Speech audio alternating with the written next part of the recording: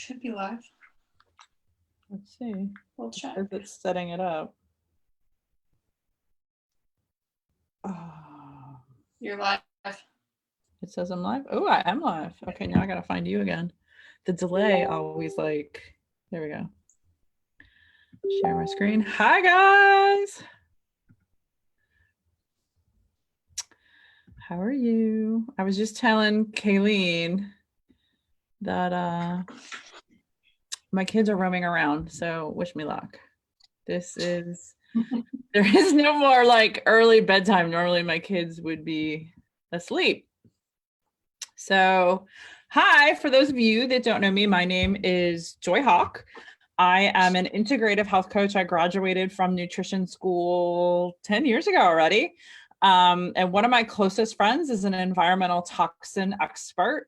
And I've taken every single one of her courses and got pretty neurotic about it for a while there and learned quite a lot. So wanted to just kind of share a little bit about what we've learned. And this is Kayleen. Do you want to introduce yourself? Yeah, hi guys, I'm Kayleen Tinker. Some of you might know me as Grass-Fed and Biohacked on Instagram. When I started biohacking, one of the first things I found was how environmental toxins really affect our mitochondria and affect us at a cellular level. So I really just started learning everything that I can about toxins and what my body's exposed to every single day. So while I don't have any training, I have done so much research on this. So just going to bring you what I know. Yeah, and what's kind of funny is even though I have the quote unquote training, you probably are way more sciencey than I am, or understand the science because you read science for fun. I don't, you guys. So a couple things. I think the biggest point that we wanted to make tonight is small changes do matter. And as you go through this, particularly if you're new to this conversation, I want you to remember like that the stress that you cause yourself by trying to get rid of everything all at once is probably worse for you than actually exposing yourself. Okay. So we're going to share like we're going to share a lot, but like, we're going to try to give you tips of things that you can do like small and slow. And what I tell my clients is start with the thing that feels the easiest. And then once you feel like, okay, I've got this, then pick something else. I've been at this for literally 10 years. So, and I like, and Kayleen is like, go big or go home. Okay. But like, don't feel like you have to do everything overnight because it's going to totally overwhelm you. Okay. So I just kind of want to give you permission. You cannot get rid of all the environmental toxins in your life. It's just not possible. Even, I would say even Kayleen and I, as we were talking and doing this presentation, there are still environmental toxins in my life. Okay. I wanted to kind of also share a little story with you before we got started. Is once I started learning this information, I really overhauled my lifestyle. I have 2 IVF babies. I have 3 children. 2 of them are IVF babies. I was actually told, I think I was 31, I don't even think I was 32. I was told that I had a premature ovarian failure and they sent me straight to IVF. They told me there was like very unlikely that I was going to get pregnant on my own. I removed the environmental toxins once I started learning about this, ended up getting pregnant naturally, easily, and had a baby at 40, no IVF. Okay. So what we're about to share with you is a really, really big deal. I also totally got rid of my anxiety, no supplements, no anything. We talk a lot about activation in this group. If you've been paying attention, I got rid of my fertility and my anxiety just by addressing the environmental toxins in my house, nothing else. And I just want to be really clear on that. So please, we hope this matters to you guys. Anything you want to say there? And Kayleen and I are we're going to interrupt each other. We both agree on that. So, yep. Go for it. So let's just kind of break down oxidative stress. You guys have probably heard us talking about this.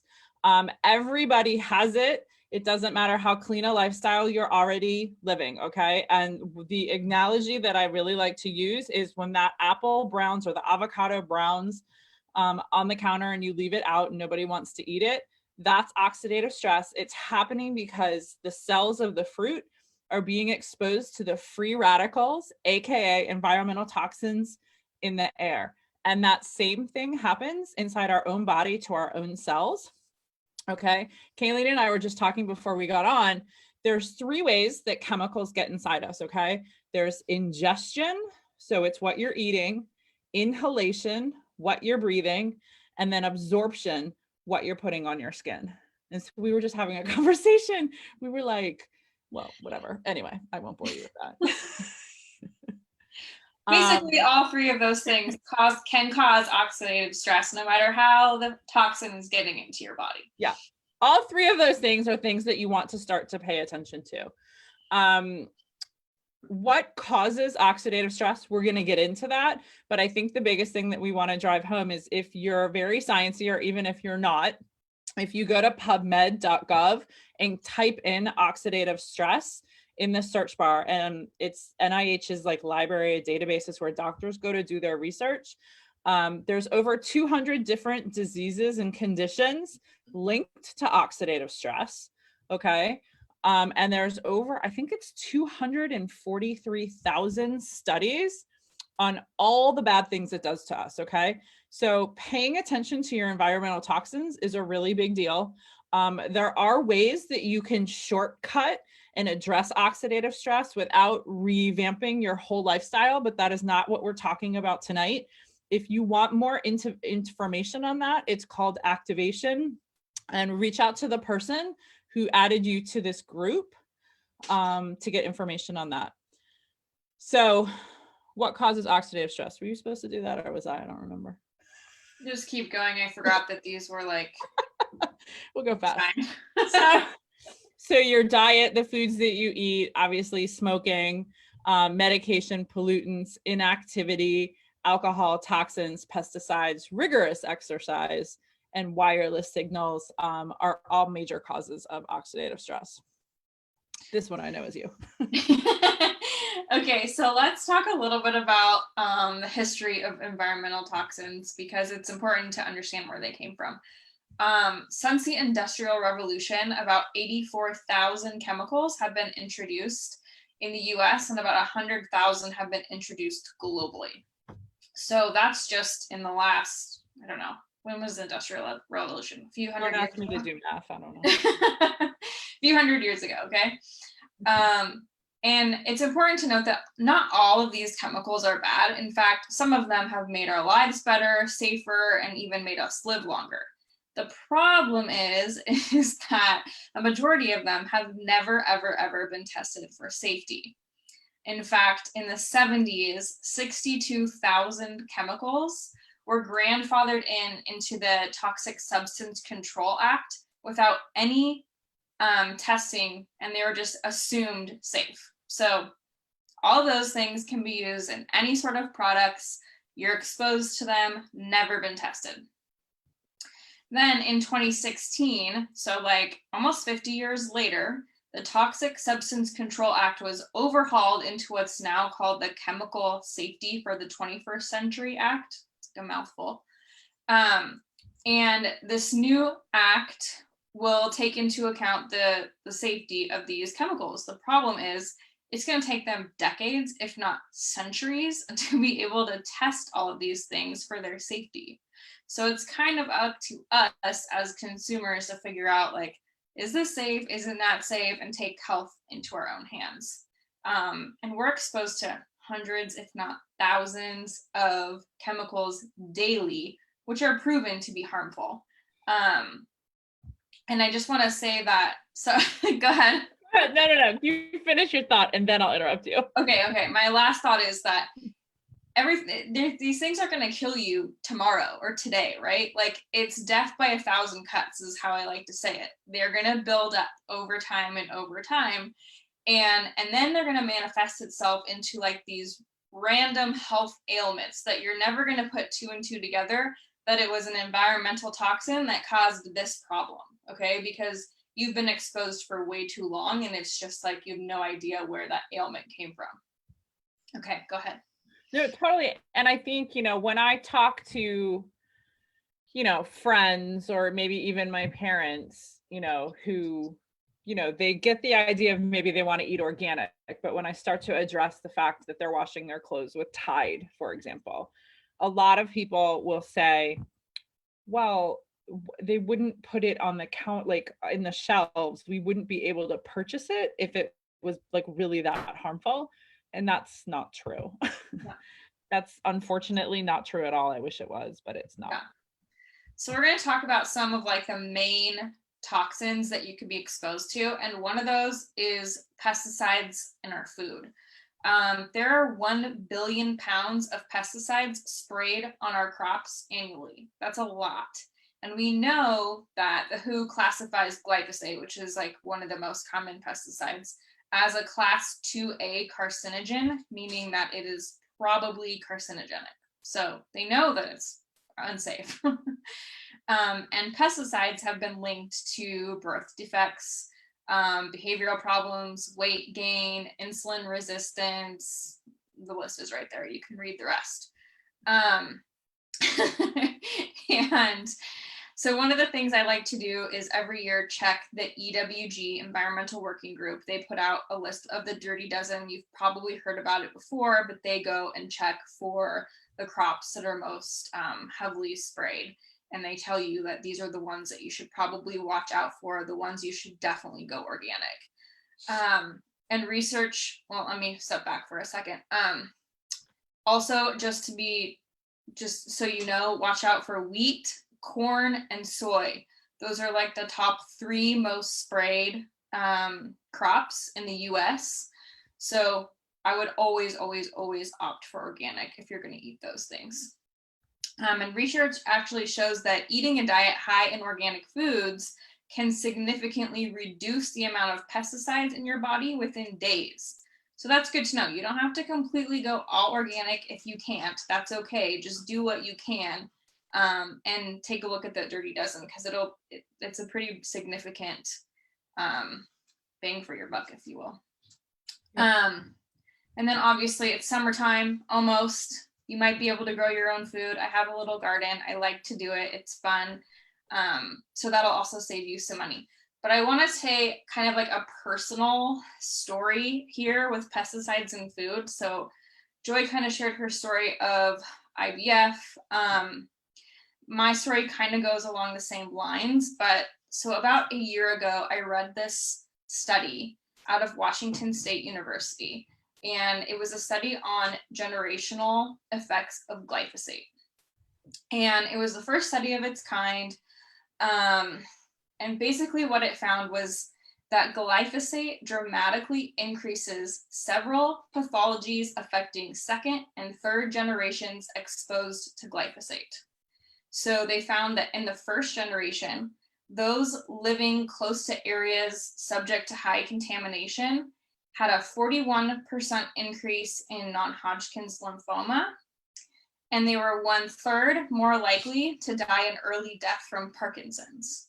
Okay, and that was 1st generation. 2nd generation, they have ovary and mammary, how do you say that? Mammary gland diseases and obesity, and more than 1/3 of 2nd generation mothers had unsuccessful births. Now, my grandparents were farmers. They were not farmers on an organic farm by any means.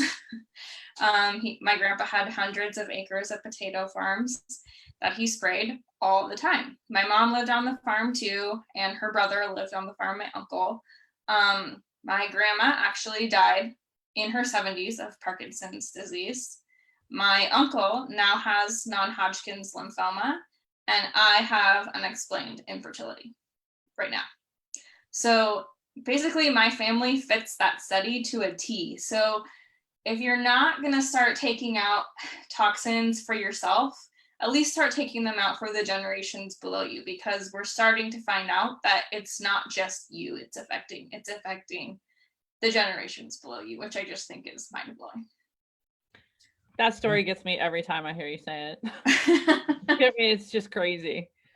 It really is. Oh my gosh. So And again, like we're going to try to do this in half an hour-ish. So we're going to be covering like really broad strokes, a lot of information. If you have questions, please put them in the comments and we'll do our best to like really kind of help you and hold your hand through it. And again, like I just want to remind you, like, don't overwhelm yourself. Starting with the food is a really good place to start, just focusing on the dirty dozen, maybe switching out your meat or your dairy or, you know, some easy vegetables that don't have peels. After that, if you want to start to address the plastic, particularly in the kitchen, that would be a really good place to start. Most of you guys have heard of BPA. It's actually linked to, it's an obesogenic chemical, which means that it's lipophilic and it's stored in the fat cells. It's linked to hormonal disturbances, weight gain, insulin resistance, ADHD, early onset puberty. I can't tell you, I have 2 little girls and I'm always shocked how many 8 and 9-year-old little girls they're in puberty already. We cannot remove all of the plastic from our lives. Okay. Like my kids grew up, I knew all of this information. Yeah, they had plastic toys. Okay. But I did really try to pull the plastic from the kitchen, the utensils that you're like, you know, your spatulas and the things like that you're cooking your food with are a big deal. What you store your food in is a really easier swap. Switching to glass, stainless steel, or wood is probably the easiest and most inexpensive solution. I was joking with a friend of mine. She drinks, drinking out of glass. When you are looking at plastic, if you feel very attached to it, I like this rhyme that I found. Most of it is labeled with like a triangle at the bottom and it'll have a number. So 5, 4, 1, and 2, all the rest are bad for you. You can kind of remember that little ditty. If it's a 5, 4, 1, or a 2, it's not the worst thing for you. If it's anything else, you probably want to switch it. And I have to look at my cheat sheet for that. Forgive me. But so when you're looking at like thin plastic soda bottles, like water bottles, what maybe peanut butter or ketchup bottles come in, that's actually called PET plastic, PET, or I'm not even going to try to say what that is. I can drop it in the comments if you guys really want to know. Milk jugs, bottle caps, food storage containers, plastic bags. A huge source of BPA actually is receipts that you get in the grocery store. That's one of the worst things for you. I try not to be neurotic, but like I also try not to hold it. Cling wrap, plastic wrap, cooking oil bottles, shower curtains, garden hoses. These are other things to look at. Yogurt containers, straw, any clouded plastic you want to ditch. Starbucks has the clear travel cups. I always try to opt for stainless steel there. But then there's some things like my Vitamix. There's some things like you can't avoid. I have a food processor. But most of you guys know that, who here, like drop a tomato in the comments below, the word tomato, if you've ever made tomato sauce and put it in a plastic container and wondered why you cannot, no matter what you do, get the red or orange ring out of the plastic. It's because the molecules of the plastic leached into your tomato sauce and they literally became one. And it's because acid, abrasion, heat, and fat are the 4 things that break down plastic. Okay. So for example, sometimes I store frozen fruit, like we'll store old bananas in Ziploc bags. I'm not so worried about that because it doesn't have any heat, fat, abrasion, or acid. my thing there. So hopefully that was helpful. Fragrance. So again, the inhalation and absorption are key pathways into the body that we need to be mindful of. In 2004, EWG found that 89% of almost 11,000 ingredients used in personal care products had not been evaluated for safety. There's two kind of things that look at that, two organizations, the Cosmetic Review Panel and the FDA. A lot of the chemicals used in personal care products are known to be suspected endocrine disruptors, allergens, neurotoxins, or carcinogens. I know that when I was practicing how to like thriving health coach business, I was actually working with women that were going through infertility or trying to optimize their fertility. And I was always surprised how many nail technicians were really struggling with fertility issues. And it's because of this, the fragrance in those, like and this was just me, I was kind of neurotic, but like I didn't get my nails done when I was pregnant. And I will be the first to say, like, I love myself a pedicure, but they're really highly toxic. So again, you have to weigh like what's stressful and what's not stressful. I still dye my hair when we're not in the middle of quarantine. It's really bad toxic wise, but like I do it because the gray would stress me out. I also really like pedicures. Ideally an organic non-toxic pedicure would be great, but like these are choices, like they're educated choices I'm making for myself. I didn't do it if I was trying to get pregnant or if I was pregnant. Just to kind of put it in perspective, I probably wouldn't do it if I was nursing a baby either. So the number one class of chemicals to avoid here are something called phthalates. Okay. And that's what's going to be found in lotions or shampoos. Most commonly, it's what fixes and holds a scent in a product. So when you see, when you turn over the bottle, if you see fragrance, it's a red flag. It doesn't always mean that it's a phthalate because sometimes they use essential oils, but it's something that you should be questioning. And the other thing that I wanted to point out is when you're looking at bath and beauty products, say you shop at Whole Foods, majority of what's in Whole Foods, they're probably like there's good, better, best. I would say that the stuff that they sell in Whole Foods is probably better than what you're going to find at the regular grocery store. But please don't be fooled and think that it is non-toxic. It might be less toxic. And those are two real buzzwords, actually. There's a lot of makeup companies out there that are less toxic, but that doesn't mean they're non-toxic. So I really like Think Dirty and the EWG app. If I'm not sure about something, I'll look it up in one of those apps and you can see how it's scored and make an educated decision. All right, let's quickly talk about Teflon. So this is like a really common thing for us to cook with is Teflon because it's nonstick and it's easy. The problem with Teflon is that it's made from synthetic chemicals. I'm not going to try to pronounce those. We'll just say PFOA and PTFEs. So basically what you need to know is that when Teflon is heated, it leads to toxic compounds that you then breathe or ingest in.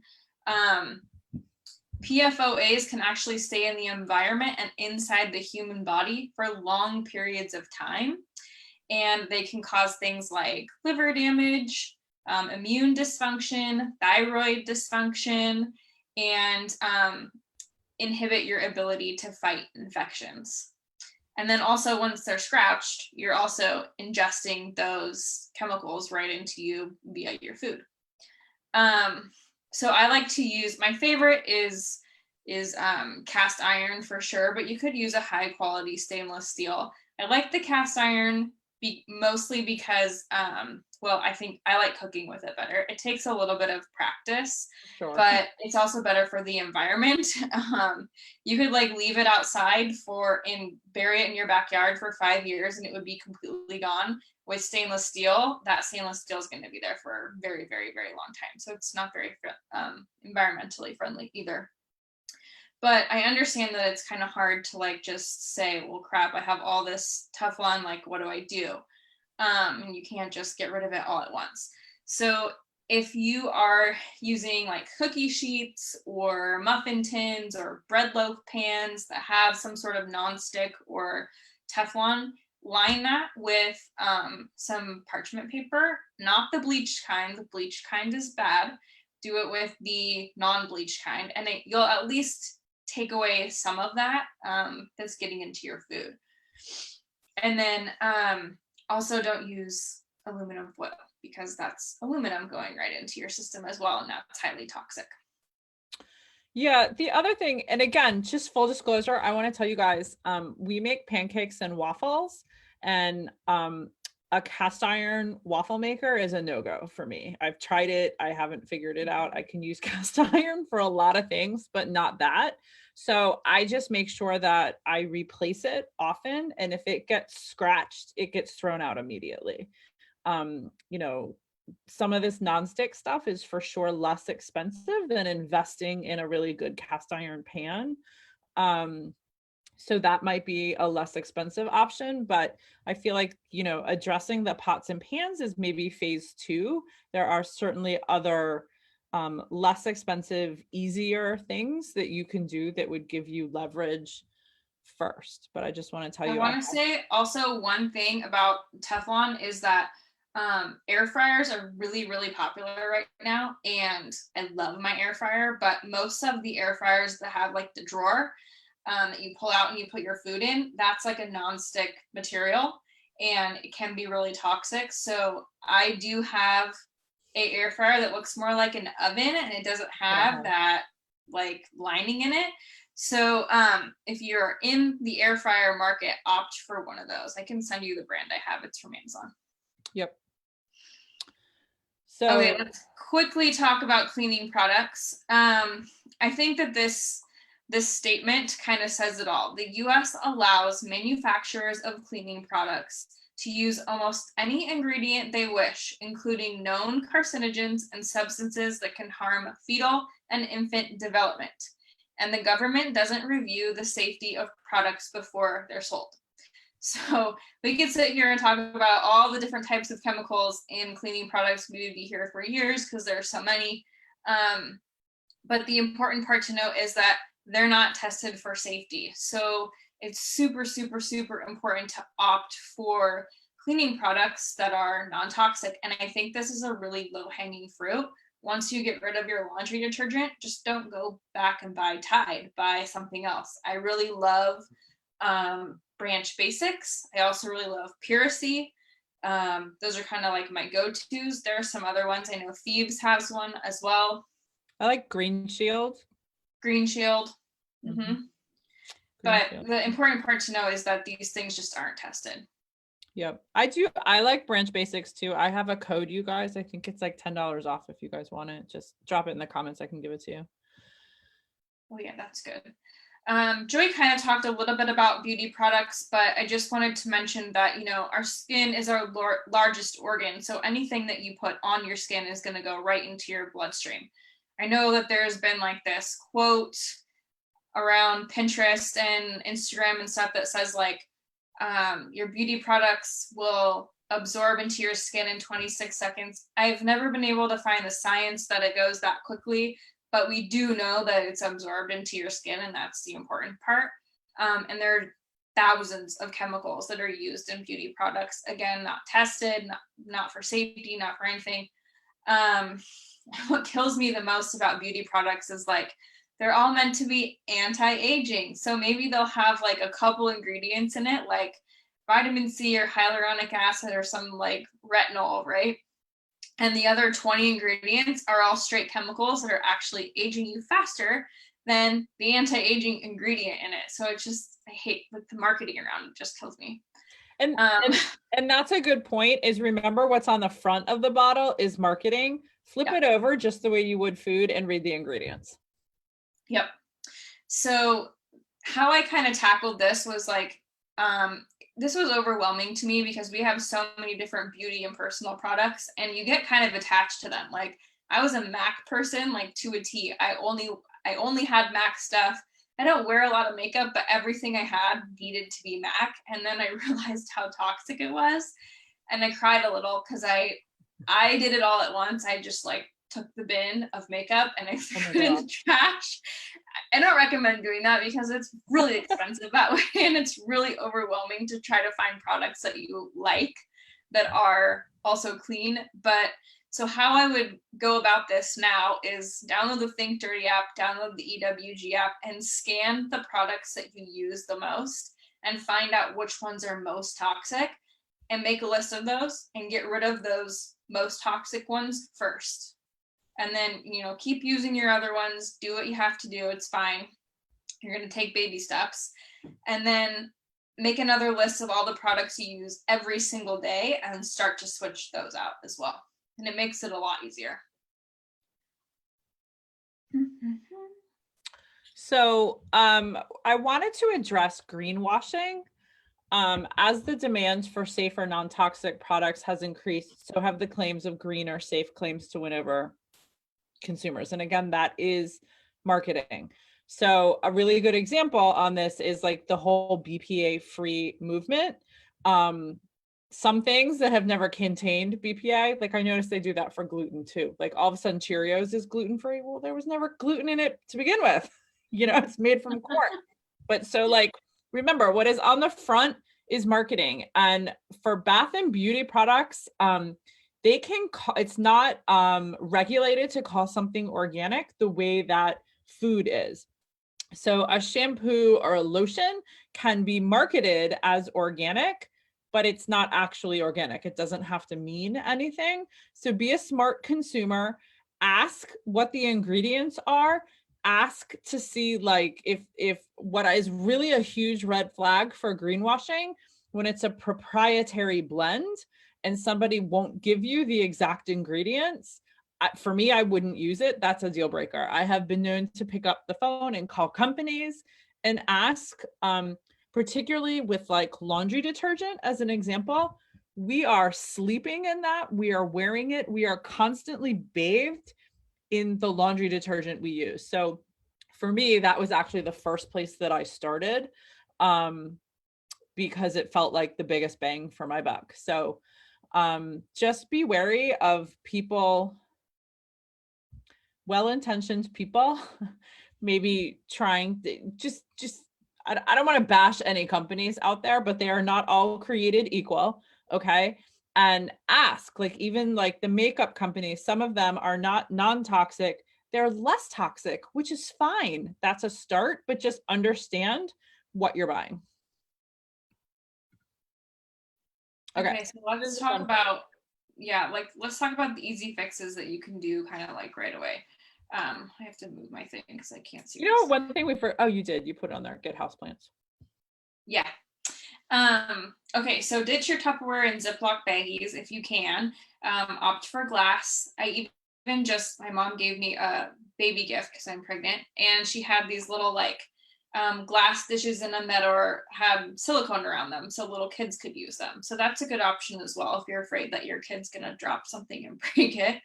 And then for Ziploc baggies, I love stasher bags. They're silicone bags. You can get them online. I absolutely love them. I use them all the time. I've had them for years and they're still really good quality.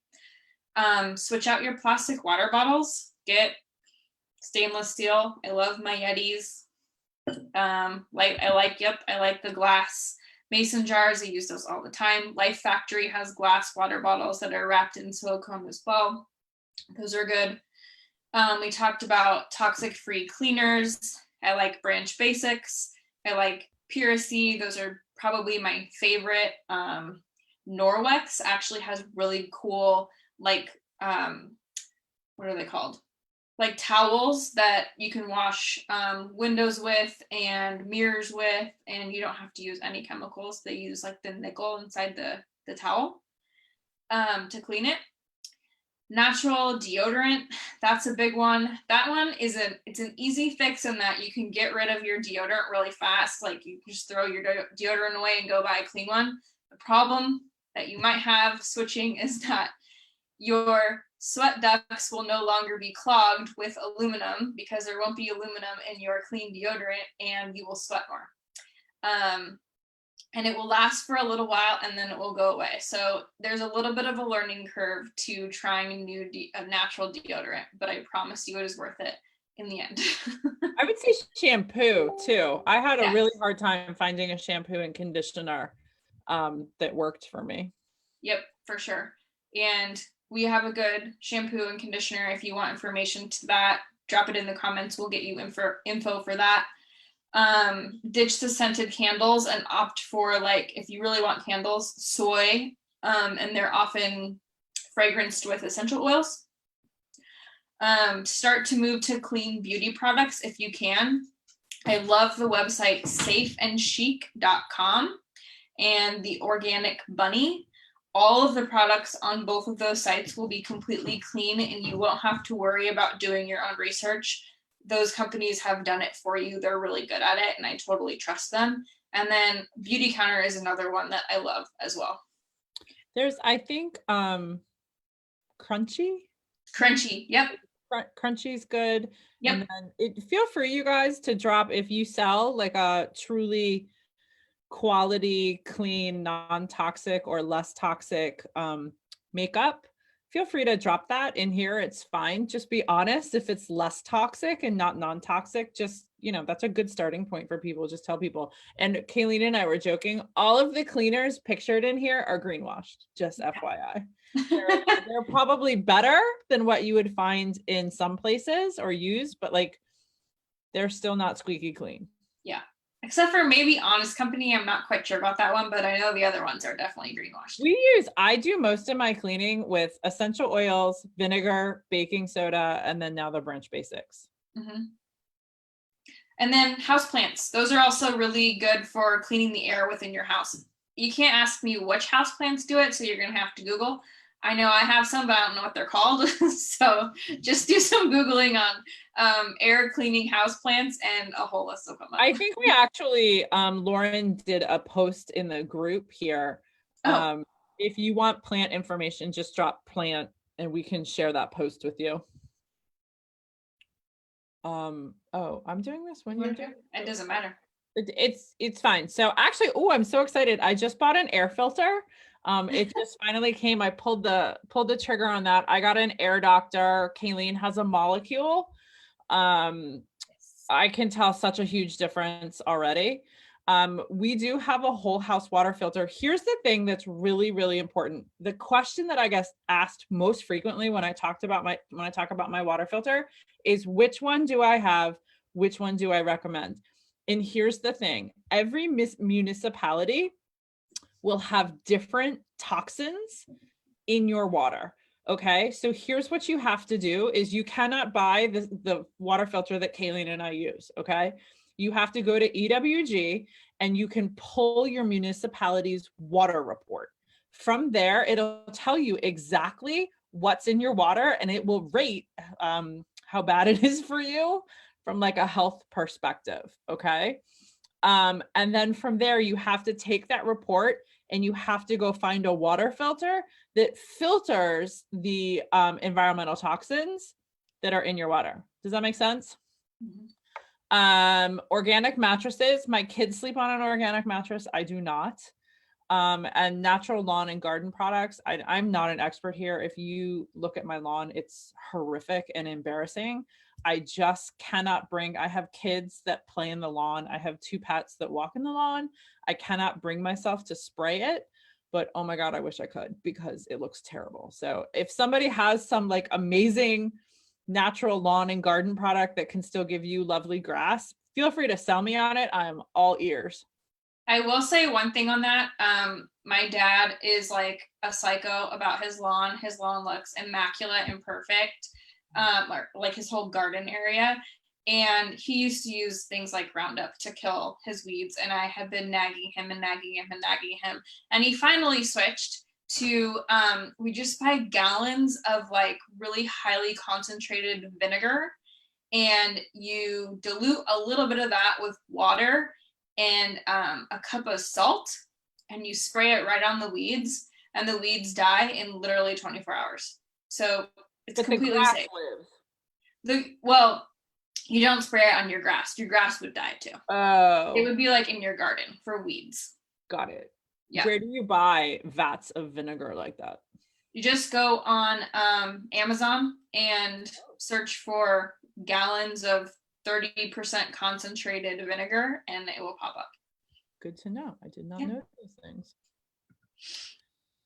So that's pretty much the end of it. I think we did a pretty good job on time, maybe not. But please remember, you guys, one step at a time, okay? 300 septillion free radicals in our environment that you're exposed to every day per day. You're not going to get rid of all of them. Please don't make that your goal. Please don't stress about this. Choose the low-hanging fruit, do what feels easy, get used to that, and then choose something else. Hope this was helpful, and we'll circle back around in the comments and see what we can do to help you guys out. Thanks, you guys. Thanks, guys.